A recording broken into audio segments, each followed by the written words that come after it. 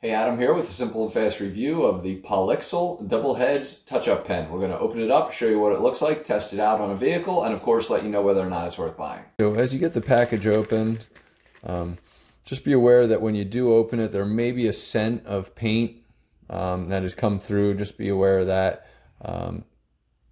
It is a touch-up pen, so just be aware of what you're working with. This is really nice because it's a lot of different kind of small little pieces that you can kind of take the paint and work into, small scratches, crevices, stuff like that. It also comes with some sandpaper to kind of work in the area as well, and smooth out and erase and all that stuff. And this will connect to, if you have a small sanding machine here, power sander or anything, it should fit with kind of like a Velcro-ish on that, and then of course you'll have a pretty decent grade of sandpaper. Once we get this open, is a twist, and I'm going to just move this over just in case anything has dropped. You'll see that it is black and it does have kind of a pen capability, and there's a lot of scent to it, so be aware. But that will kind of be like a brush type of style. Let me just close it back up before I take it outside and use it on a car. And then of course here we'll have this package, and I'll open them up so you can see them up close, kind of what each one is. Hoping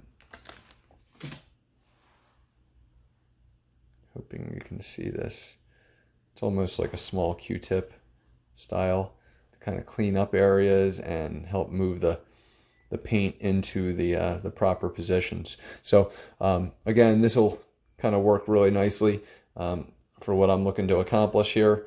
And it's again kind of a brush tip, fine tip combo, and we'll go ahead and test it out.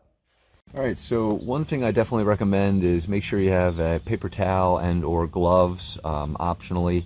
And some of these spots are going to be good for kind of the big pen size, or I'm sorry, the dab size. But the other, sometimes it's going to be good to kind of work one of these. So I'm actually just going to take some of this gently. I'll just kind of get some of that right onto the edge here, and I can't. There we go. You can probably see that I'm just kind of doing a terrible job of filming this. So let me back it out a little. So I'm just going to kind of get my pen in there, right there, and I'm just going to work this on to the spot. Just kind of cover it up a little bit.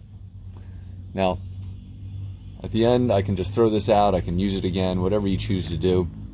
But I'm going to kind of just do some touch-up spots around the car and just kind of gently working, the spaces. And then if you need to, of course, you can always